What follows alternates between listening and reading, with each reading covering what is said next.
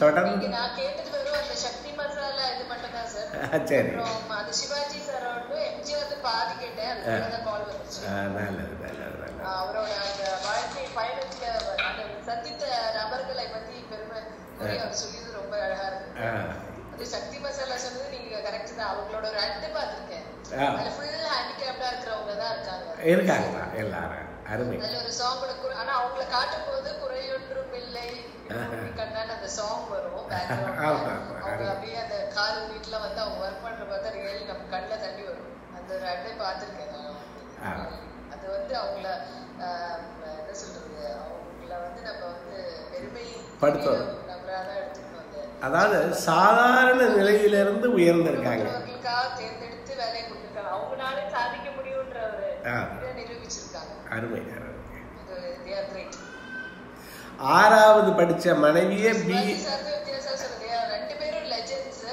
அவங்கள பத்தி சொல்றது நிறைய இருக்கு. நிறைய பேருக்கு நிறைய எக்ஸ்பீரியன்ஸ் இருக்கு. இந்த சிவகுமார் சாரோட பகிர்ந்துட்டதுக்கு ரொம்ப நன்றி. அருமை. தெரிஞ்சதுக்கு ரொம்ப நன்றி. நன்றி அம்மா, நன்றி நன்றி. வேற நண்பர்கள்? லதா மேடம் முழுவதும் இருந்தீங்க, ரொம்ப மகிழ்ச்சி. சாமிநாதன் சார் போட்டுட்டாரு சிறப்புன்னு. அண்ணாமலைன்னு சுந்தரம் ஐயா, கிருஷ்ணமூர்த்தி ஐயா ஏதாவது சொல்றீங்களா?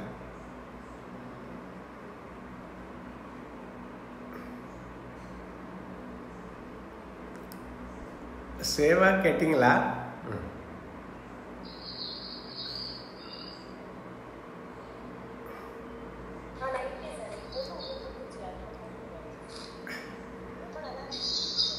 மகிழ்ச்சி.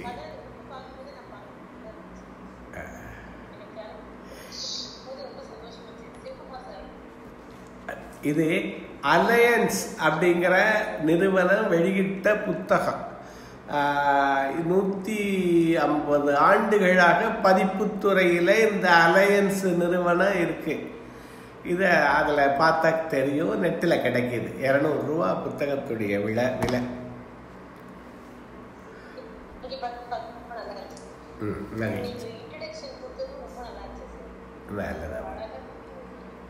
மகிழ்ச்சி மகிழ்ச்சி. சுந்தர சார் சொல்றீங்க?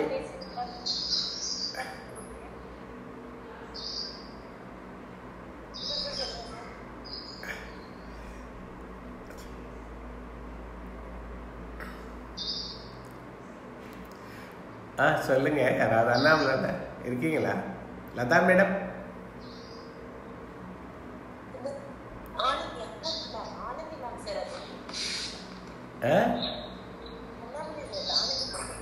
ஆனந்தி மேடம். நான் அண்ணாமலை எனக்கு ஏஎன்ஏ தான் தெரியுது, நான் அப்படி நினைச்சிட்டேன். ஆனந்தி மேடம் வாங்க. சரி சரி சரி. வணக்கம் சார். நான் சுந்தரம் சார் ஆன் பண்ணியிருக்காங்க, நான் வெயிட் பண்ணிட்டு இருந்தேன் அவங்க பேசுவாங்களோன்ட்டு. சொல்லுங்க. ரொம்ப ரொம்ப ரொம்ப அருமையா சொன்னீங்க ஐயா. அந்த திருக்குறள் நீங்க உங்க அந்த ஒரு மேம் சொன்ன மாதிரி உங்க உச்சரிப்பை கேட்டாலே திருக்குறள் நல்லா படிக்க தெரிஞ்சுக்கலாம். எனக்கும் தனியா சிவகுமார் ஐயா ரொம்ப பிடிக்கும். ஏன்னா இந்த வயசுலயும் அந்த எதுவுமே மாறாம அந்த சினி ஃபீல்ட்ல இருந்தாலும் அந்த ஒழுக்கம் மாறாம இருக்கிறது, இன்னமும் அந்த யோகா பத்தி சொல்லிட்டே இருக்கிறது. அதனாலதானே அவர் எப்பயும் மார்க்கெண்டையராகவே இருக்காரு. அதனால நான் பசங்கள்கிட்ட சொல்லிட்டே இருப்பேன், அவரு அந்த அதெல்லாம் பண்ற வாசிதான் இன்னும் வயசே தெரியல பாருங்க, எவ்வளவு அந்த தேஜஸோட இருக்காங்கல்ல. அந்த மாதிரி கேட்கணும்னு நினைச்சேன். இன்னைக்கு நல்ல வேற நேரம் வந்தது, கேட்டதுக்கு ரொம்ப சந்தோஷம் ஐயா. ரொம்ப மகிழ்ச்சி. முழுவதும் கேட்டீங்க, ரொம்ப மகிழ்ச்சி.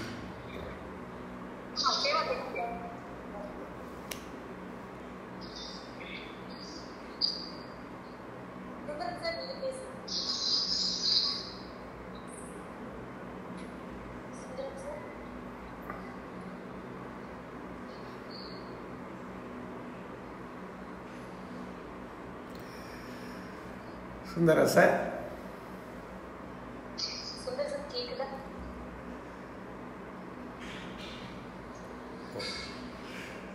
அவருக்கு சரியா நெட்டு இல்லை. ரொம்ப மகிழ்ச்சி. லதா மேடம் மறுபடியும் ஜாயின் பண்ணியிருக்காங்க. நன்றி நன்றி நன்றி. பெரும்பகுதியான வாழ்க்கை அந்த குளத்தூரில் இருக்கிற பெரியம்மா இருந்த பெரியம்மாவோடு தான் அந்த வெள்ளிக்கிழமை சாயந்தரம் அவர் அங்கே குளத்தூர் சென்றுவாராம். திங்கக்கிழமை தான் மறுபடியும் வந்து வீட்டுக்கு வந்து பள்ளிக்கு செல்வாராம். 6ஆவதுலேருந்து 11ஆம் வகுப்பு வரை அவருக்கு. அது மாதிரி லீவெல்லாம் குளத்தூரில் தான் அவருக்கு கழியுமாம். அவங்க குளத்தூர் பெரியம்மாவுக்கு நிலபுலன்கள் இருந்தன. அதில் பயிர்கள் அங்கெல்லாம் இது நெல் தவிர நெல் ரொம்ப குறைவாம். மற்ற சிறுதானியங்கள் தான் பயிரா, அதைத்தான் சாப்பிடுவாங்களாம். இப்போ அவர்களுடைய ஒரு பெரிய குணாதிசயத்தை என்ன எழுதுறாரு, பிள்ளைகளை வரிசையாக உட்கார வைப்பாங்களாம் வீட்டில் இருக்க பிள்ளைகள். அதில் இவருடைய இன்னொரு சின்னம்மா பிள்ளைகள் எல்லாம் முன்னாடி உட்கார வச்சுருவாங்களாம். அதுக்கு அப்புறம் அவருடைய அந்த பெரியம்மாவுக்கு பிறந்த பிள்ளைகளை உட்கார வைப்பாராம். அதாவது விருந்தினரை முதல்ல உட்கார வச்சிருவாராம். இவருக்கு 2 கரண்டி உப்புமா கிடைத்தால் அவருடைய பிள்ளைகளுக்கு 1 கரண்டி தான் கிடைக்குமா. அந்த மாதிரி அவரை வளர்த்து அவரை அப்படி போற்றி வந்திருக்கிறார்கள். இவருக்கு அவர் மேலே ரொம்ப பிரியம். அங்கே பிள்ளைகள் என்னென்ன விளையாடுவார்கள்னு உனக்கு தெரியும், கிராமத்து பிள்ளைகள். அங்கு மிக மகிழ்ச்சியாக இவருடைய வாழ்க்கை அந்த இளமை பருவம் அமைந்ததற்கு அவர்கள்தான் காரணம்ங்கிறாங்க. அவங்களுக்கு 90 வயது இருக்கும் போது ஒருக்கா பார்க்க போகிறாரு. பார்க்க போகிற போது இவரை கூப்பிட்டு, கண்ணு எனக்கு என்னவோ போல இருக்கு அப்படிங்கிறாங்க. என்னம்மா எப்படி இருக்கு, மருத்துவத்தை காமிக்கலாமான்னு கேட்குறாரு. வேற ஒன்றும் இல்லைம்மா, இல்லையா என்னவோ போல இருக்கு, நான் இறந்தா நீ வந்துடுவீல அப்படின்னு அவங்க கேட்குறாங்க. இவர் அப்படிலாம் சொல்லாதீங்க பிரியம்மா, நான் எங்கே இருந்தாலும் அதற்கு உன்னுடைய அந்த இறப்புக்கு நான் வந்து விடுவேன்னு உறுதி சொல்கிறாரு. ஒரு 10 நாளில் நல்லா இருந்தவங்க தான் இவருக்கு ஒரு செய்தி வருது, இறந்துட்டாங்க. அப்போ படப்பிடிப்பில் இருக்காரு, பலரிடம் அனுமதி வாங்க வேண்டியது இருக்கிறது, பல சூழல்களை அட்ஜஸ்ட் பண்ண வேண்டியது இருக்கிறது. ட்ரெயினில் எந்த ட்ரெயின்லையும் இவருக்கு அங்கே சேலத்துக்கு போகிறதுக்கு டிக்கெட் கிடைக்கல. அதுக்கப்புறம் விமானத்துக்கு போகிறாரு, விமானத்துலேயும் அது இல்லை. அது கொஞ்சம் காத்திருங்கள், எப்படியாவது இவர் பல இன்ஃப்ளூயன்ஸை சொல்கிறாரு, நிலைமையை சொல்கிறாரு. வாயு தூத்துங்கிற அந்த விமானத்தில் கடைசி நேரத்தில் இவருக்கு ஒரு இடம் கிடைக்குது. அடித்து பிடிச்சி அங்கே போகிறாரு. அங்கே போனால் அங்கே இவர்தான் முதல் ஆளாக அங்கு இருந்து அவர்களை வழி அனுப்பி வைத்தார் அப்படின்னு அவர் முடிக்கிறார். அதற்கு சொல்லுவது, அவர் குரலை இணைக்கிறாரு. பகுத்துண்டு பல்லுயிர் ஓம்புதல் நூலோர் தொகுத்தவற்றுளெல்லாம் தலை என்ற திருக்குறள் என் பெரியம்மா போன்ற பெண்மணிகளை, பெருமையுள்ள மக்களை பெருமைப்படுத்தவே வள்ளுவர் எழுதியுள்ளார்னு சொல்றார். அவங்க அங்கே ஆடு மாடு கோழி அங்கே அவர் வளர்க்காதது இல்லைங்கிறார். அதை அவரை கிளிக்குள்ள கூண்டில் வளர்த்தாங்களாம். அதே மாதிரி பிள்ளைகளை அவ்வளவு அன்போடு வளர்த்தார்கள் அப்படின்னு சொல்றார். என் பெரியம்மா அப்படிங்கிற அந்த ஒரு பகுதி. எம்ஜிஆரை பற்றி 2-3 கட்டுரைகள் இருக்கு. அதில் ஒரு கட்டுரை, ஒரு வாய்ப்பை பயன்படுத்தி கொள்ள வேண்டும் என்ற செய்தியையும் சொல்ற கட்டுரை. இவரே 1941 பட்சிராஜா அப்படிங்கிற ஸ்டுடியோவை வச்சு சொல்றாரு. ஸ்ரீராமனு நாயுடு இதில் 2 பெரும் ஆளுமைகளை பற்றி இங்கு சொல்லப்படுகிறார். பட்சிராஜாங்கிறது டைரக்டராக அவரை அடையாளப்படுத்துகிறாரு. ஆரியமாலாங்கிற படத்தை PU சின்னப்பா வச்சு எடுக்கிறாரு. அந்த பொட்டி ஸ்ரீராமனோட அதே கதையை காத்தவராயன் என்கிற படத்தில் மாற்றி சிவாஜி ஹீரோவை வச்சு எடுக்கிறார். 1944 பட்சிராஜா ஸ்டுடியோ சென்னையை விட்டு வெளியே வந்து எடுத்த ஸ்டுடியோ அது. 1944 ஜெகதல பிரதாபன் என்ற படக்கதையை உருவாக்குறாரு. அந்த காலத்திலேயே PU சின்னப்பாவை 6 வேடங்களில் நடிக்க வச்சிருக்காரு. 21 வருடங்களுக்கு பிறகு சிவாஜி எப்படி 6 வேடங்களில் திருவிடையாளில் நடிச்சாருங்கிறார். அதுக்கு முன்னாடி 20 வருஷத்துக்கு முன்னாடியே PU சின்னப்பா வச்சு 6 படங்கள். அதற்கப்புறம் மலைக்கள்ளனுக்கு படத்தை தயார் பண்ணார். மலைக்கள்ளன் நாமக்கல் கவிஞருடைய கதை. அதுக்கு கதையை தயார் பண்ணுறாரு, வசனத்தை எழுதுறாரு, ஃபைலை எடுத்துக்கிட்டு நேராக சிவாஜிகிட்ட தான் போகிறார். சிவாஜிகிட்ட போய் நீங்கள் மலைக்கண்ணன் படத்தை நடிக்கணும், இந்த மாதிரிலாம் அருமையான இதெல்லாம் இருக்குது, பானுமதி தான் இப்போ டாப்பில் இருக்காங்க, அவங்க தான் ஹீரோயின், இவ்வளவு சொல்கிறார். ஆனால் ஒரு நாளைக்கு 3 படம் நடிச்சுக்கிட்டு இருக்காரு சிவாஜி. அன்றைக்கு அவருக்கு 3 விதமான ஒப்பனை, 18 மணி நேரம் ஆயிடுது ஒரு நாளைக்கு. அவருக்கு முழங்காலில் வேற வலி. நான் கோவையில் இது பட்சிராஜா ஸ்டுடியோ, அங்கே என்னால் வர முடியாதுன்னு அவர் மறுத்துறார். அதற்கப்புறம் சரியான வாய்ப்புக்காக எதிர்பார்த்திருந்த சிவாஜி எம்ஜிஆர் அவர்கள், ஏன்னா அவர் போகிற இடத்துக்கெல்லாம் அவர் நல்ல கதாநாயகனாக தான் நடிக்கணுங்கிறாங்க. உங்களுக்கு துக்கடா வேடம்லாம் நடிக்க அவருக்கு ஆஃபரும் இல்லை, அவருக்கு பிரியமும் இல்லை, அவர் காத்துக்கிட்டு இருக்காரு. அப்போ மலைக்கல்லன் கதையை போய் ஸ்ரீராமுலு நாயுடு பட்சிராஜா ஸ்டுடியோ அவருக்கு சொல்கிறார். அதை கேட்கவே நல்ல வாய்ப்பு, ரெட்ட வேடம், அதை உடனே ஒத்துக்கின்றார். ஒத்துட்டு உடனே அந்த படத்தில் நடிக்கிறார். ரொம்ப பிரமாத கலைஞர் மூக்கா வசனம் கருணாநிதி அவர்கள் படம் சூப்பர் ஹிட் ஆகி 6 மொழியில் மொழி மாற்றம் செய்யப்படுகிறது. மலைக்கணில் துவங்கி மதுரை வீரன், அலிபாபா, நாடோடி மன்னன் என்ற வெற்றி படிக்கட்டில் வேகமாக ஏற துணை நின்றது மலைக்கள்ளன், அதன் தயாரிப்பாளர் ஸ்ரீராமுலு நாயுடு.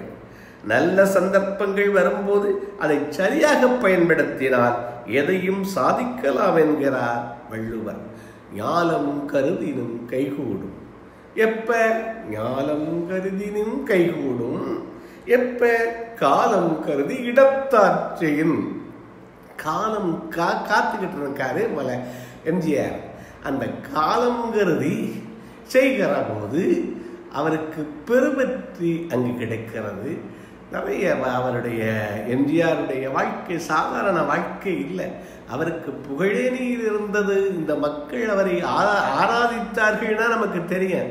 ஆனால் அதற்கு பின்னாலே இருந்த உழைப்பு, அதற்கு பின்னாலே இருந்த காத்திருத்தல், இவ்வளவும் அதிலிருந்து தெரியும். இது மாதிரி சாதாரண மக்களிலிருந்து உயர்ந்தவர்கள் வரை எங்க செய்கிறாரு. அடுத்தது அமர்சேவா ராமகிருஷ்ணன். எல்லாருக்கும் உங்களுக்கெல்லாம் தெரியும். அமர்சேவா ராமகிருஷ்ணன், அவருக்கு கழுத்துக்கு கீழே எந்த அவயமும் ஒரு வேலை செய்யார். மாற்றுத்திறனாளி. எப்படி வந்தது? மிக சிறப்பாக படிச்சுட்டு இருக்காரு. 1954 அவர் பிறக்கிறார். 1975 கோவையில் பொறியியல் கல்லூரி மெக்கானிக்கல் இன்ஜினியரிங் 4வது வருஷம் படிக்கிறார். அப்ப கடற்படைக்கு அதிகாரிகள் தேர்ந்தெடுக்கிறார்கள் என்ற செய்தி வருகிறது. இவர் அந்த பயிற்சிக்கு போறாரு. பயிற்சியில அதுல கயிறு மேலே ஏறுவது, பல பயிற்சிகள் உண்டு. ஒரு மரத்திலிருந்து பயிற்சியின் போது தவறி விழுந்து ஸ்பெனல் கார்டு முதுகுவடத்துல தண்டுவடத்துல அடிபட்டு பல நாட்கள் ஐசியூல இருந்து அவர் எழுகிற போது கழுத்துக்கு கீழே எதுவும் பயனில்லாமல் போகும். சோர்ந்து ஒரு 2 ஆண்டுகள் இருக்கிறாரு, சிகிச்சை பெறுகிறாரு. அதற்கப்புறம் மனவெழுச்சி பெற்று, மனத்தில் எழுச்சி பெற்று டியூஷன் சொல்லிக் கொடுக்க ஆரம்பிக்கிறார். கொஞ்சம் கொஞ்சமாக நிறைய பிள்ளைகள் சேர்கிறார்கள். அதற்கு பிறகு தன்னை போல மாற்றுத்திறனாளிகளுக்கு உதவ வேண்டும் நினைக்கிறாரு. அவர்களுக்கெல்லாம் இந்த மாதிரி ஒரு ஆசிரமம் மாதிரி ஆய்க்குடியில தொடங்குகிறார், குற்றாலத்துக்கு பக்கத்துல. அதற்கு பலரும் உதவுகிறார்கள். இவருடைய வில் பவர். அவருக்கு நிறைய மாற்றுத்திறனாளிகள்.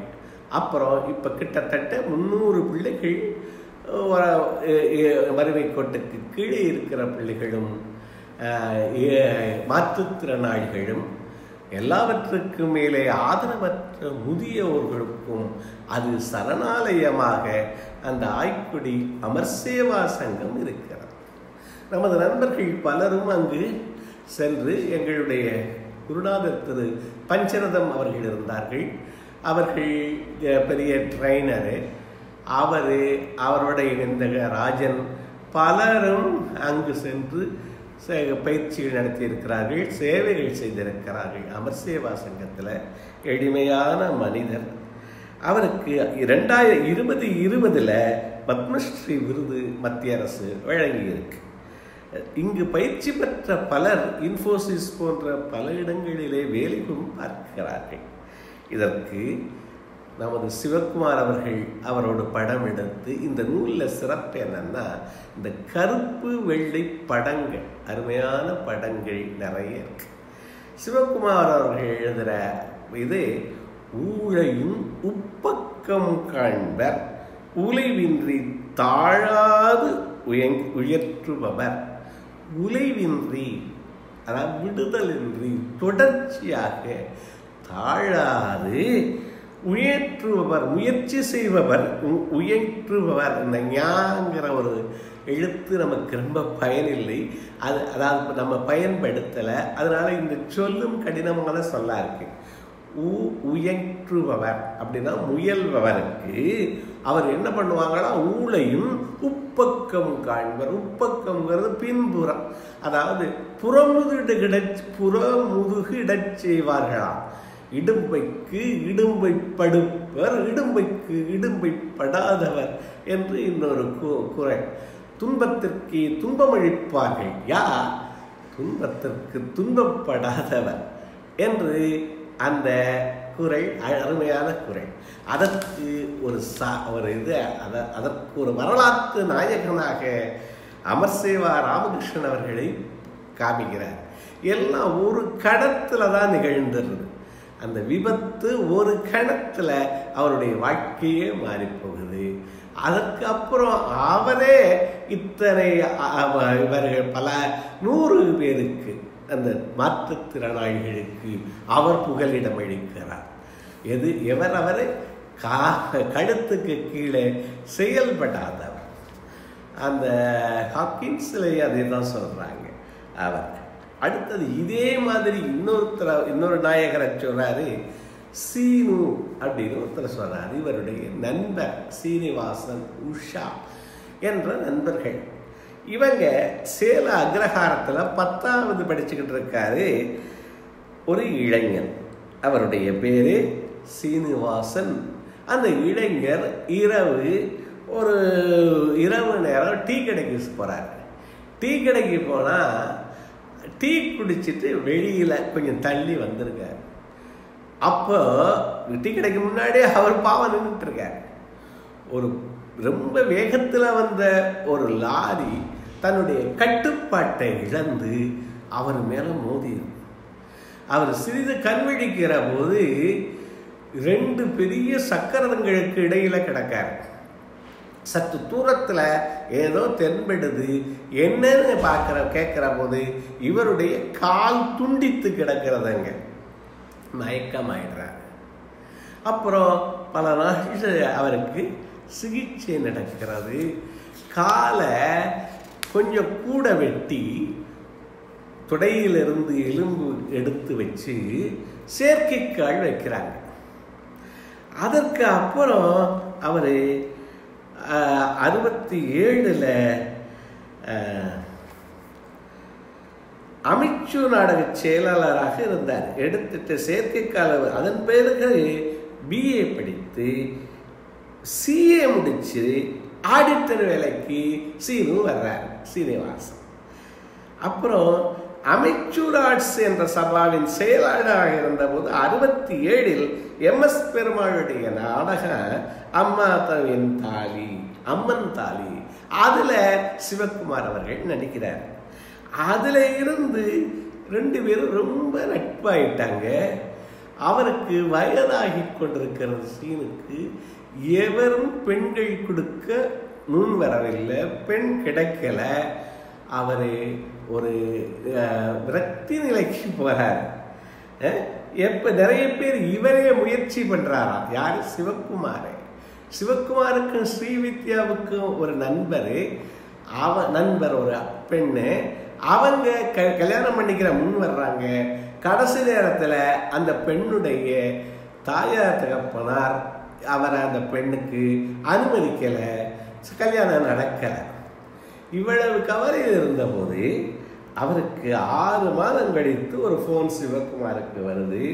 ஒரு பெண் கிடைத்து விட்டாள், எங்கள் அக்ரஹாரத்தில் எங்கள் தெருவிலேயே பக்கத்து வீட்டில் வசிக்கிறாள்னு அவர் மகிழ்ச்சியோடு சொல்றாரு. அவருடைய திருமணம் சிறப்பாக நடக்குது. அந்த பெண் பெயர் உஷாவா. திருமணத்திற்கு முன்பே இவர் அப்ப சிவகுமார் பார்க்க போறாரு சீனுவை திருமணத்துக்கு முன்பே.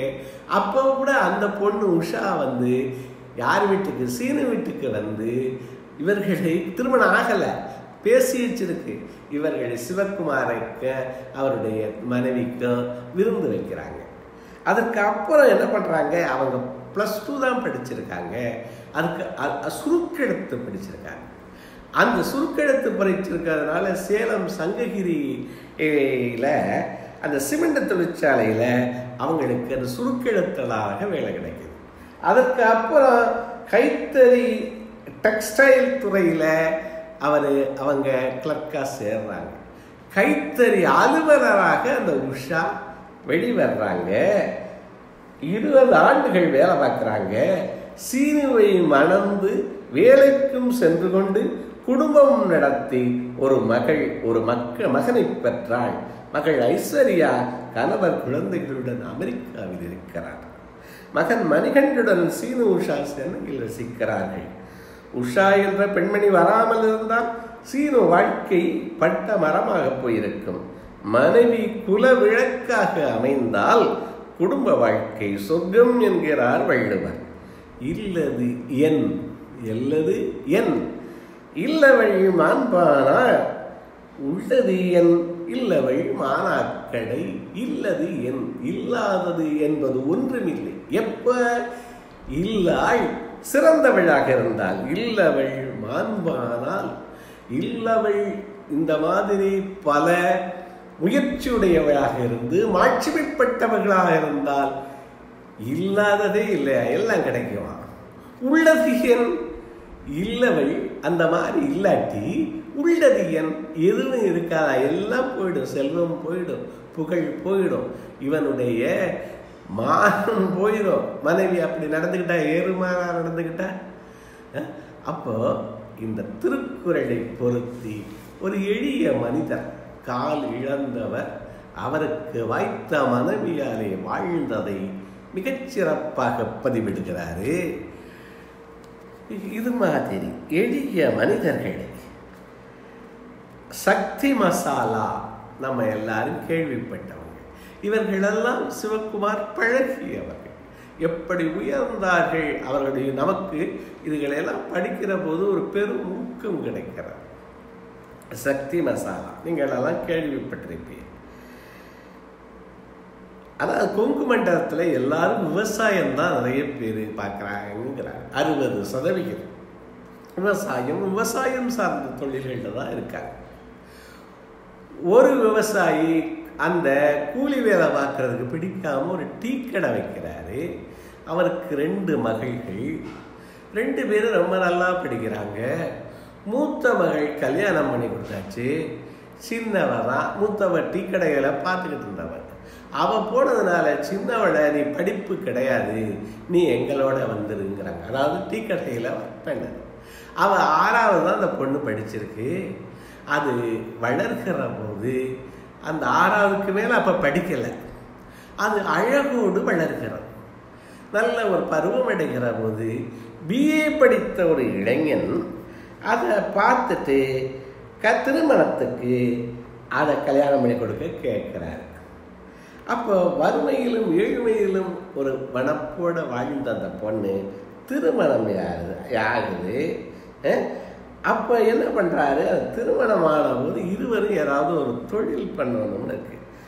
சாந்தி துரைசாமி இவங்க 2 பேருடைய கதையை தான் இப்போ சொல்லிக்கிட்டு இருக்கேன். சக்தி மசாலாவுடைய ஓனர்ஸ். அப்போ என்ன பண்ணுறாரு, ஒரு 10க்கு 18 ஒரு இடம் கிடைக்குது. அதில் ராசி இல்லாத இடம்னு சொல்கிறாங்க.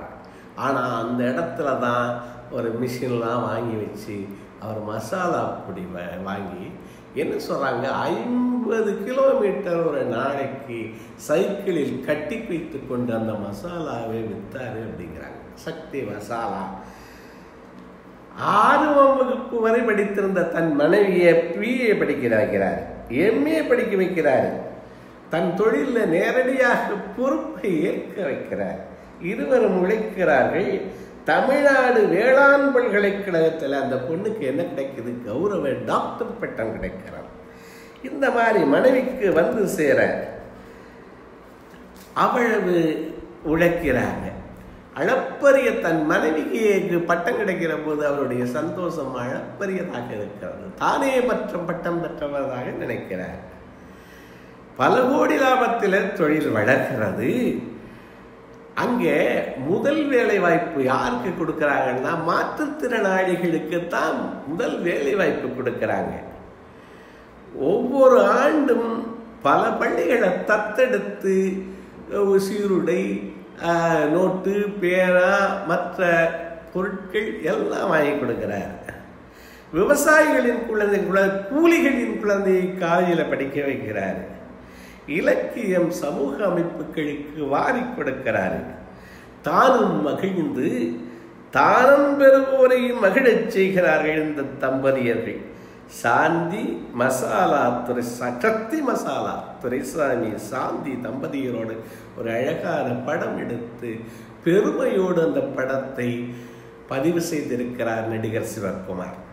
தானும் மகிழ்ந்து எல்லோரையும் மகிழச் செய்வது இவர்கள் வாழும் வாழ்க்கைக்கு பொருந்தும் குரலாக சிவகுமார் சொல்லுகிற குரல், ஈதல் இசைபட வாழ்தல், அது அல்லது ஊதியம் இல்லை உயிர்க்கு. இப்போ நம்மளை நடமாட வைக்கிறது எது? இந்த உடலையும் நடமாட வைக்கிறது எது? உயிர். அதுக்கு நம்ம ஏதாவது செய்கிறோமா? ஊதியம், சம்பளம் கொடுக்குறோமா? ஏதாவது செய்கிறோமா? எதுவும் நம்ம செய்கிறதில்லை. ஊதியம் என்னவா? ஈதல் இசைப்பட வாழ்தல், புகழோடு வாழ்தல் தான் அந்த உடலுக்கு நாம் தருகிற ஊதியம் அப்படிங்கிறார். இப்போ 4 எளியவர்களுடைய வாழ்க்கையை இதுவரைக்கும் பகிர்ந்துக்கிட்டேன். ஒருவர் எம்ஜிஆர் தவிர ஒருவர் குளத்தூர் பெரியம்மா. அவர் தன்னுடைய பிள்ளைகளுக்கு தங்கை பிள்ளைகள், அக்கா பிள்ளைகளுக்கெல்லாம் உணவு வழங்கியதற்கு பிறகு வழங்கினவர். உறவு பிள்ளைகளை முதலிலே வளர்த்து தன் பிள்ளைகளை வளர்த்தவர். பெருவாழ்வு வாழ்ந்தவர். 90 ஆண்டுகளுக்கு. எங்கேயோ இருந்த சிவகுமார் எல்லாவற்றையும், நல்ல உச்சியில் இருந்த சிவகுமார் எல்லாவற்றையும் கேன்சல் செய்துட்டு அங்கே போகிறார். இதற்கு அவருடைய இறுதி பயணத்துக்கு. அடுத்தது அந்த அமர்சேவா ராமகிருஷ்ணன் அவர்கள் கழுத்துக்கு கீழே இயங்காதவருடைய அரிய செயலை சொன்னேன். அடுத்தது சீனு என்ற காலை இழந்து செயற்கைக்கால் வைக்கப்பட்டவருடைய மனைவியினுடைய மாண்பாலே அவர் சிறந்ததை சொன்னேன். அடுத்தது எம்ஜிஆர் அவர்களுடைய அந்த மலைக்கள்ளன் சந்தர்ப்பத்தை பயன்படுத்தியவர், வாய்ப்பை பயன்படுத்தியவர், அவருடைய பெரும் முயற்சியை சொன்னோம். பட்சிராஜா என்கிற தியேட்டரை கோவையில், அதாவது படப்பிடிப்பு தளத்தை நடத்தின ஸ்ரீராமுலு நாயுடு அவர்களை பற்றி பேசுகிறோம். இப்போ சக்தி மசாலா அவர்களை பற்றி பேசியிருக்கேன். அடுத்து நடுவில் ஏதாவது சொல்ல விரும்புகிறீங்களா? சிவகுமார் அவர்கள் தன்னோடு சேர்ந்தவர்களுடைய, தான் வியந்தவர்களுடைய, வரலாற்று நாயகர்களாக கொண்டாடப்பட வேண்டியவர்கள் ஆனால் வரலாற்றிலே பதியப்படாதவர்களை குரலோடு சேர்த்து பதிந்திருக்கிறார். யாராவது ஏதாவது ஒன்று சொல்ல விரும்பினா சொல்லுங்க. அடுத்து இன்னும் 2-3 பேரை பற்றி பார்த்துட்டு நாம் நிறைவு செய்யலாம். வணக்கம் சுந்தரா சார், ரேகா மேடம், அண்ணாமலைன்னா யாராவது ஏதாவது சொல்ல விரும்பினா ஒரு 2 வார்த்தை சொல்லுங்க. வணக்கம் சார். வணக்கம்மா. வணக்கம். அதனால அந்த ஒரு அதெல்லாம் பண்ணீங்க. நல்லது. அதனால வெயிட் பண்றேன். மற்றவங்க யாராவது ரிவ்யூ சொல்லட்டும். ஓ சொல்லட்டேன். அண்ணாவில் வந்து லதா மேடம் முன்னாடி இருந்திருக்காங்க. ஏதாவது சொல்ல விரும்புகிறீங்களா? சுந்தர சார் இப்போ தான் வந்திருக்காங்க. சேவா, நீங்கள் ஏதாவது சொல்கிறீங்களாம்மா? அருமையாக ஒருங்கிணைத்து வர்றீங்க. வணக்கம் ஐயா. வணக்கம், சொல்லுங்கம்மா. தன்னுடைய இந்த வாழ்க்கையோடு இருந்து நீங்க கொடுக்கக்கூடிய அந்த திருக்குறள் விளக்கம் மிக அருமையாக இருக்கிறது. எதுக்கு பிரேக் நீங்க தொடர்ந்து சொல்லுங்க. ரொம்ப அழகா நிதானமாக அந்த குறளையும் எப்படி பதம் பிரித்து வாசிக்கணுங்கிறதுக்கும் இது நம்மளே லேர்ன் பண்ணிக்கலாம் போல இருக்கு. அந்த அளவுக்கு மிக சிறப்பாக இருக்கிறீங்க.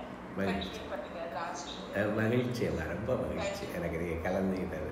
அண்ணாமலை இருந்தேன், ஏதாவது சொல்ல விரும்புறீங்களா?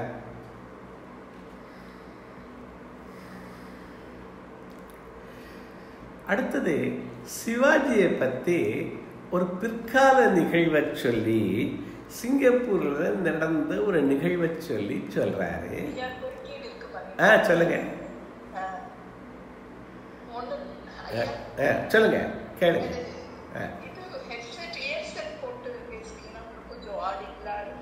குறையுதா?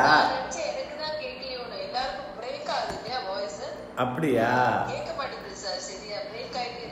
ஓ, அதாவது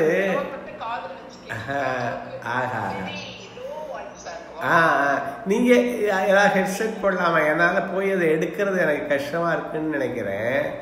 இன்னொன்று என்னன்னா, நான் வெளி இடத்துல இருக்கேன். அதாவது நான் இப்போ வெளி ஊருக்கு வந்திருக்கேன். அங்கேருந்து பேசுகிறேன். அந்த இணைப்பு சரியா இல்லைன்னு நினைக்கிறேன், இன்டர்நெட் கனெக்ஷனு. அதனாலேயும் ஒரு காரணம். ஒருவேளை வீடியோ கொஞ்சம் நிப்பாட்டிட்டு பேசி பார்க்குறேனே. இல்லை, வேண்டாம், இப்படியே பேசிடலாம். இன்னும் 2 பேரை சொல்லிட்டு நம்ம இன்னைக்கு முடிச்சுக்கலாம். டைம் ஆயிடுச்சு. இப்போ சிவாஜி அவர்கள் இப்போ ஓரளவு கேட்குதுல்ல? ஓரளவு கேட்குதா? ஓரளவு கேட்குதா? நல்லது. சிவாஜி என்ன பண்ணுறாரு, 1990 அவர் கொஞ்சம் கொஞ்சமாக இந்த குணச்சித்திர வேடங்களுக்கு வந்துட்டார். வர்றபோது கேரளாவில் ஒரு டூர் போகிறாங்க. இவர் முன்னாடியே சிவகுமார் குடும்பத்தோட அங்கே போயிருக்காரு. அங்கே என்ன வருதுன்னா, இப்போ சிவாஜி அவருடைய குடும்பத்தோட வந்துடுறார் தேக்கடியில். அந்த 2 குடும்பமும் இணைந்து இருக்கு சில நாட்கள். சிவகுமாருடைய மகள் பேரு பிருந்தா. அந்த பொண்ணு ஊஞ்சல்ல ஆடிக்கிட்டு இருக்கு. சிவாஜி அவர்கள் ஒரு உலாவை சென்றுட்டு திரும்பி வர்றாரு. அவரு கேட்குறாரு அந்த பொண்ணை பார்த்து, குட்டிமா விளையாடுறியா அப்படின்னு கேட்குற போது இவர் சொன்னார், ஆமாம் அங்கிள்னு பேசுது பொண்ணு. அப்போ சொன்னார், உன்னுடைய அப்பா எனக்கு தம்பி மாதிரி, அதனால நீங்கள் இந்த பெரியப்பான்னு கூப்பிடுங்கிறாரு. இந்த பிருந்தா மகிழ்ந்து பெரியப்பான்னு கூப்பிடுது சிவாஜி அவர்கள். அப்போ கூப்பிடவும் அவருக்கு ரொம்ப மகிழ்ச்சியாக இருக்குது. அதுக்கப்புறம் கொஞ்ச நாள் கழித்து சிங்கப்பூருக்கு சிவாஜி அவர்கள் போகிறாரு. ரொம்ப நாளைக்கு அப்புறம் கூட்டத்தில் பேசுகிறாரு. சிங்கப்பூர் ரசிகர்கள் அவரை ரொம்ப கொண்டாடுறாங்க. அவர் கட்டபொம்மன் வசனத்தை இங்கே பேசுகிறாரு. கிறிஸ்தி வானம் விளைகிறது, வானம் பொழிகிறது, பூமி விளைகிறது. அந்த கிறிஸ்தியை பற்றி யாருக்கு அந்த வசனமெல்லாம் அவங்களுக்கு தெரியும். திரை வட்டி அதெல்லாம். அடுத்தது, ஆரம்பமாவது பெண்ணுக்குள்ளே, அவன் ஆடி அடங்குவது மண்ணுக்குள்ளே, ஆராய்ந்து மன கண்ணுக்குள்ளே, ஆத்திரம் கொள்ளாதே நெஞ்சுக்குள்ளே, தங்கப்பதுமை பாடல அவர் நடித்து காமிக்கிறாரு. நல்லது குடும்பம் பல்கலைக்கழகம் தங்கப்பதக்கம் அதிகாரி சௌத்ரியா வர்றாரு. மக்கள் ரொம்ப கொண்டாடி கைதட்டுறாங்க. வர்ற போதே படக்குன்னு அப்படியே மயங்கி விழுந்துடுறாரு ஸ்டேஜிலேயே. எல்லாரும் வருத்தப்படுகிறார்கள். நிகழ்ச்சி நிறுத்தப்படுகிறது. அவ்வளவு அருமையான நிகழ்ச்சி. அப்புறம் அங்கே சிகிச்சைக்கு சேர்க்கப்பட்டிருக்கிறாரு. தமிழகத்தில் என்ன பரவுதுன்னா, அவருக்கு அந்த இறப்பு நிரப்புகிறது அப்படின்னு இங்கே சவப்பெட்டிக்கு கூட ஆர்டர் கொடுத்துட்டாங்க. அப்படி எப்படி என்று ஒரு பெரிய பேச்சு வருது. இவருக்கு சிவகுமாருக்கு அழுகை தாங்க முடியல, இறைவனை வேண்டுறார். அப்ப பிருந்தா சொல்லிச்சான், ஒண்ணு வருத்தப்படாதீங்கப்பா, பெரியப்பாவுக்கு ஒன்றும் நிகழாது, வந்துருவாங்க, பெரியப்பா வந்துருவாங்கன்னு சொல்லிச்சான். அந்த வார்த்தை இவருக்கு சிவகுமாருக்கு ரொம்ப ஒரு தைரியத்தை கொடுத்துச்சா. சின்ன பொண்ணு, ஒரு 6வது 7வது படிக்கிற பொண்ணு. அதற்கு அப்புறம் ஒரு 20 நாளில் இளம் ரத்தம் பாய்ச்சப்பட்டவர் போல சிவாஜி குதித்து அந்த விமானத்தில் இறங்கினாராம். நமது சிவகுமார் அவர்கள் குழந்தையோடு போய் மனைவியோடு அவரை வரவேற்றார். அப்ப எழுதுறாரு, தெய்வ வாக்காக என்னுடைய பிள்ளை சொன்னதை நான் ஏற்றுக்கிட்டேன். ஒரு பூங்குத்து வாங்கி போய் கொடுத்து காய் தொட்டு வணங்கி திருப்பினோம். அதுக்கு சொல்றாரு, எப்பொருள் யார் யார் வாய்க்கேற்பினும் அப்பொருள் மெய்ப்பொருள் காண்பது அறிவு. அந்த வதந்தி வந்துச்சு பாருங்க, எங்கே இருந்து அவர் இறந்துட்டதாருன்னா ஒரு வதந்தி வந்ததை நம்பி இவர் அழுததை சொல்றாரு. அதுல எல்லாம் மெய்ப்பொருள் காண்பது அறிவு, எப்பொருள் யார் யார் வாய்க்கேற்பினும். பெரிய அதிகாரி இங்கே இவருக்கு சொன்னவர். இருந்தாலும் அந்த மெய்ப்பொருளை காண்பது அறிவு என்பதையும், அந்த பிள்ளை பாசத்தை எப்படி வளர்க்க வேண்டும் என்பதற்கும் இந்த கதை, உறவுகள் எப்படி எனக்கு ஒரு உறவுக்கார பெண்ணு, நான் ஒருக்கா பேசுகிற போது இந்த உறவுகளை சேர்த்து சொல்லணுங்கிறோம். நான் அப்பா இருக்காராமான்னு கேட்டேன் எனக்கு தொலைபேசியில். அந்த பொண்ணு சொன்னாங்க, அப்பாவாம்மா மாமா அப்பாவா ஃபோனை எடுக்கவா, வணக்கம் மாமா, அப்பாவா மாமா, இப்போதான் மாமா வெளியில் போனாங்க மாமா, வந்தா மாமா, என்ன மாமா சொல்லணுமாமான்னு கேட்டாங்க அந்த பொண்ணு. எனக்கு அவ்வளவு மனசில் அவ்வளவு அன்பு அவங்க மேலே வந்தது. வேற ஒன்றும் இல்லை, அந்த உறவுகளை சேர்த்து பேசணுங்கிறாங்க.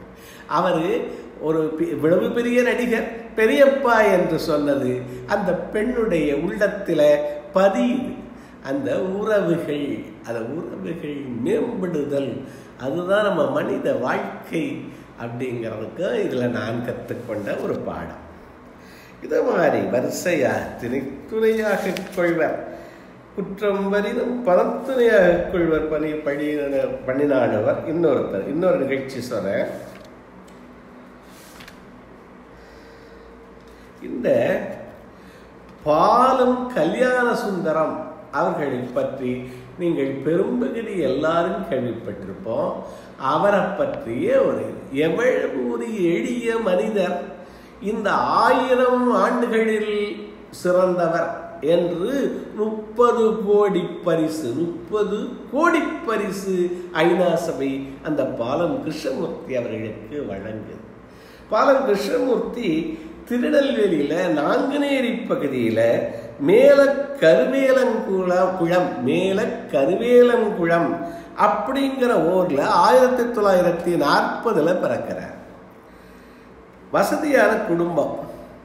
செயின்ட் சேவியர் கல்லூரியில BA படிக்கிறாரு. சென்னை மாநில கல்லூரியில MA படிக்கிறார். அதுக்கு அப்புறம் சைனாவில் நம்ம 1962 அவர் மாநில கல்லூரியில் படிக்கிற போது போர் வருது சைனாவில். அந்த போருக்கு என்ன பண்றாரு, நேரு அவர்கள் நிதி வழங்க சொல்லி மக்களை கேட்கிறாரு. நமது பாலம் கிருஷ்ணமூர்த்தி எட்டரைப்பவன் தங்கச்செங்கிலி, அன்றைக்கு எட்டரைப்பவன் தங்கச்செங்கிலியை அந்த நிதிக்கு கொண்டு போய் காமராஜ் முதலமைச்சர் அவர்கள் கையிலே கொடுக்கிறார். அப்போ படிப்பு முடிஞ்சு ஊருக்கு வர்றாரு. அவருடைய கிராமத்துல 50 ஏக்கர் நிலம் இவர் பங்குக்கு இருக்கு.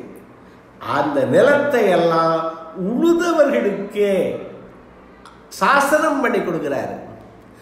அதற்கப்புறம் நூலகராக ஸ்ரீ குமரகுருபர சுவாமி கல்லூரியில நூலகராக பணியில சேர்றார். அரசு உதவி பெறும் பணியில்.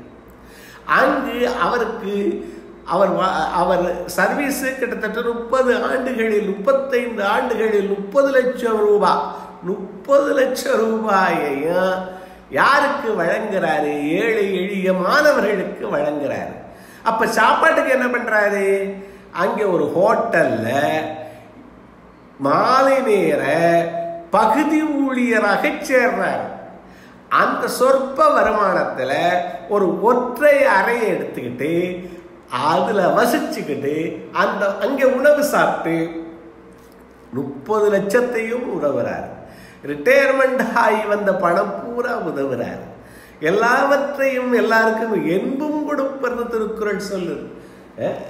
அன்புடையா என்பும் பிறருக்கு கொடுப்பாங்களா, எலும்ப கூட கொடுப்பாங்களா, அந்த மாதிரி எல்லாம்.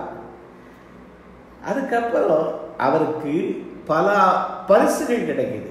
எல்லாவற்றையும் தர்மத்தையே கொடுத்துறாரு.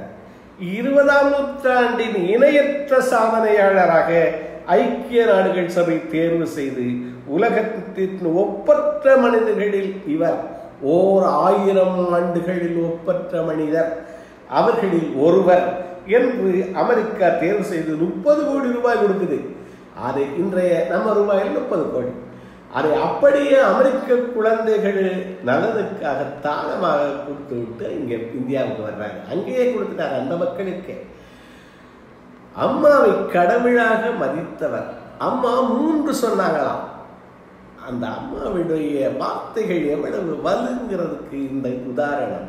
சிவாஜிக்கு தாய் சொன்ன வார்த்தை, காந்திக்கு தாய் சொன்ன வார்த்தை, விவேகானந்தருக்கு தாய் சொன்ன வார்த்தை எவ்வளவு வலிமையாக அவர்களை வழிநடத்தி இருக்கிறது என்பது இன்றைக்கு ஒவ்வொரு தாயும் உணர வேண்டியது. என்ன சொன்னாங்களா? இவருடைய தாய் பாலம் கிருஷ்ணமூர்த்தி அவர்களுடைய தாய், பேராசைப்படாதே, உன் சொத்தில் 1 பங்கை ஏழைகளுக்கு தானம் செய். தாய் சொன்னது சொத்துல 1 பங்கு. இவர் சொத்துல கடைசி பைசா வரை தானம் செஞ்சிருக்கார். தானம் செய், தினம் ஒரு உயிருக்கு ஏதாவது ஒரு வகையில் நன்மை செய். 3 கொள்கை என்னன்னு? பேராசைப்படாத, சொத்துல 10ல் 1 பங்கை தானம் செய், தினம் ஒரு உயிருக்காவது தானம் செய், ஏதாவது நன்மை செய் அப்படின்னு 3 சொன்னாங்களாம். சொன்னவற்றை வேதவாக்காக கடைப்பிடித்தார். திருமணம் செய்து கொள்ளவில்லை. இறந்ததும் உடலை மருத்துவக் கல்லூரி பரிசோதனைக்கு கொடுத்து விடுங்கள் என்று உயிர் எழுதி வைத்தார். இத்தனை நற்குணம் பொருந்தியவர். இது போன்ற தவப்புதல்வர்களை பெருமைப்படுத்த வள்ளுவர் எழுதிய குறள், யான் எனது எனும் செருக்கு அறுப்பான். யான் எனது எனும் செருக்கு அறுப்பான். ஈகோன்னு சொல்றாங்க. செருக்கு செருக்கு கர்வம்ங்கிறாங்க. உடனே யான் எனது எனும் செருக்கு அறுப்பான், வானோர்க்கு உயர்ந்த உலகம் புகும். வானோர்க்கு உயர்ந்த உலகம் புகும். ஏவே யான் எனது எனும் செருக்கு அறுப்பான். யான் எனதுதான். இன்றைக்கு கோடி கோடியா சம்பாதிக்கிறவெல்லாம் என்ன பண்றான்? எனக்கு, என் பிள்ளைக்கு, பேரப்பிள்ளைக்கு, அந்த பேரப்பிள்ளைக்கு 50 தலைமுறைக்கு ஒன்றுமில்லாதவன் 50 தலைமுறைக்கு சொத்து சேர்த்தால் அவன் எவ்வளவு ஒரு தீமையான செயல்களை சேர்த்து யான் எனது என்கிற அந்த பேராசை இருக்கிறதுல நமது பாலம் கிருஷ்ணமூர்த்தி அவர்களுடைய அம்மா சொல்றாங்க, பேராசைப்படாதே. இவன் பேராசை, பெயர் ஆசைதான் யான் எனது எனும் செருக்கு அறுப்பான், யான் எனது எனும் செருக்கு அறுப்பான், வானோர்க்கும் உயர்ந்த உலகம் புகும். அடுத்தது ஒன்று சொல்லி முடிக்கலாம்னு நினைக்கிறேன். அதாவது இவருடைய அக்காவையும் மச்சானையும் பற்றிய ஒரு பதிவு. அக்கா மச்சான், இவருடைய மச்சான் ஐத்தானு, அதாவது அக்காவுடைய கணவர் படிக்காதவர், ஆனால் விவசாயி, கடுமையான உழைப்பு. 6வது வரைக்கும் படித்தவர், திறத்தந்திலாம் எழுத்துக்கூடி தான் படிப்பார். கடுமையான உழைப்பாளி. 75 வயதில் அவருக்கு அந்த உழைப்பால் கால் முட்டியோ இதெல்லாம் தேஞ்சு, வயதால் தேஞ்சு அவரால் எதுவும் செய்ய முடியல. அக்கானு அந்த மச்சானு எப்போ சண்டை போட்டுக்குவாங்க, எப்போ மகிழ்வாங்கன்னு தெரியாது. ஆனால் ரெண்டும் அடுத்தடுத்து நிகழும். சண்டை போட்டுக்கிறதும் சரி, ஒன்று கூடி மகிழ்வதும் சரி, அடுத்தடுத்து நிகழ்வான். இவர் என்ன ஆனாரு, ஒரு படுக்கையில் பள்ளி கொண்ட பெருமாளாக மாறிட்டார். ஏன்னா காலு அவரால் அந்த 75 நடங்களுக்கு மேலே நகர்றது மாதிரி ஆயிடுச்சு. என்ன பண்ணுவாரா, விடிய காலம் எந்திரிக்கவும் சிரமப்பட்டு எல்லாத்தையும் பிடிச்சிக்கிட்டு நகர்ந்து போய் காலை கடன்களை முடிச்சுட்டு மேலில் தண்ணியை ஊற்றி குளிச்சுட்டு வந்து உடையை மாற்றிக்கொண்டு இந்த இதில் வந்து படுத்துருவார். எங்கே, கட்டில்ல. பள்ளி கொண்ட பெருமாள். ஆனால் வாய் சும்மா இருக்காது, பேசிக்கிட்டே இருப்பார். மனைவியோடு யுத்தம் நடந்துக்கிட்டே இருக்கும். மனைவி கஷ்டப்பட்டு பச்சை சுட்டு கொண்டாந்து கொடுப்பாங்களாம். இவர் உப்பு இல்லை, அது இல்லை, உரப்பாக இருந்திருக்கலாம் அப்படி என்று ஏதாவது சொல்லுவாராம். அக்கா என்ன பண்ணுவாங்களாம், வீட்டை நகர முடியாமல் கிடக்கலைன்னு உங்களுக்கு கொண்டாந்து கொடுத்தா நீங்கள் என்ன குறை சொல்லுகிறேன்னு அவங்க சண்டைக்கு போவாங்களாம். இப்படியே நடக்கிறது. அவர் இவர் சிவகுமார்கிட்ட சொல்லுவாராம், உங்கள் அக்கா போயிட்டா நான் இருக்க மாட்டேன்டா, அடுத்ததே செத்துருவேன்பாராம். ஒரு காலத்தில் கொஞ்சம் ஒரு 7-8 ஆண்டுகள் கழிச்சு அக்காவுக்கு மரணம் நேர்கிறது. இவர் சிவகுமாரை கட்டி கொண்டு அழுகிறார். ஆனால் உடனே சாக முடியுமா? இல்லை. அவர் என்ன பண்ணுறாரு, அதுக்கப்புறம் 2-3 வருடம் வாழ்கிறாரு. ரொம்ப உடம்பு சரியில்லை, கொண்டு போய் ஆஸ்பத்திரியில் சேர்த்துட்டாங்க. பல டியூப்லாம் போட்டுக்கிட்டு அவரை சிரமப்படுத்துகிறாங்க. அப்போ சிவகுமார் சொல்கிறாரு, மருத்துவர் கைவிட்ட நிலை, இவரை நீ வீட்டுக்கே கூட்டிகிட்டு போயிருங்கன்னு சிவகுமார் ஃபோனில் சொல்லிட்டார். இந்த எல்லா ஊரில் ரெடியாக இருக்காங்க இவரை கொண்டு போய் புதைக்கிறதுக்கு. இந்த கதை, இந்த இதனுடைய நிகழ்ச்சியை நீங்கள் பாருங்கள். இவரை கொண்டு வந்து திரும்பி கொண்டாந்து அந்த படுக்கையில் போட்டாங்க. எந்த படுக்கையில்? இவர் பள்ளி கொண்ட பெருமாள் மாதிரி ஒரு 10 ஆண்டுகள் இருந்த படுக்கையில் இவரை கொண்டாந்து வச்சாங்க. வைக்கவே ஒரு அடுத்த ஒரு அரை மணி நேரத்தில் என்ன பண்ணாராம், மூக்கில் இருந்தது முகத்தில் இருந்ததெல்லாம் புடுங்கி போட்டாராம்.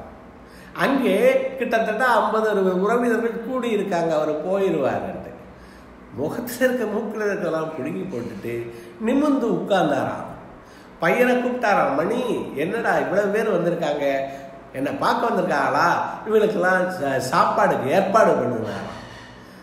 நல்லா எந்திரிச்சு உட்கார்ந்துட்டாராம்.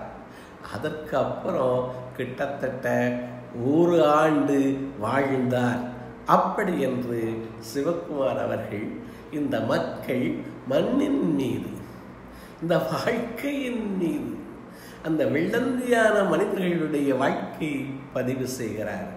அவருக்கு அந்த போன உயிர் அந்த படுக்கைக்கு வர எப்பவும் இருக்க இடத்துல இருந்தால் அவருக்கு அது திரும்பி வந்துடும். இதற்கு இறப்பை பற்றி எழுதுகிறார், உறங்குவது போலும் சாக்காடு, உறங்குவது போலும் சாக்காடு, உறங்கி விழிப்பது போலும் பிறப்புன்னு எழுதுகிறார். ஆனால் எனக்கு இதில் ஒரு சந்தேகம் உண்டு. என்னவா, தூங்குறது போல சாக்காடா, தூங்கி விழிக்கிறது போல பிறப்பா? எனக்கு இதில் எப்போதுமே ஒரு சந்தேகம் உண்டு. தூங்குனவன் விழிச்சா தூங்குன இடத்துல விழிக்கிறான். ஆனால் இறந்து போனவன் விழிக்கிற போது எங்கே விழிக்கிறான்னு யாருக்கு தெரியும், எப்போது விழிக்கிறான்ங்கிறது யாருக்கு தெரியும். இருந்தாலும் மனதை சமாதானப்படுத்திக் கொள்வதற்கு இது உறங்குவது போலும் சாக்காடு, உறங்கி விழிப்பது போலும் பிறப்புன்னு எழுதி வச்சார். அது எதற்காக என்று நான் எண்ணி பார்க்கிற போது இது நிலையாமையை உணர்த்துவது. நீங்கள் அதை நினச்சிக்கிட்டே இருக்க வேண்டாம். இப்பொழுது அக்கா இறந்து போனால் உடன் இறப்பதாக சொன்ன அத்தானவர்கள் அதுக்கப்புறம் வாழ்கிறார். வேற என்ன பண்ணுறது?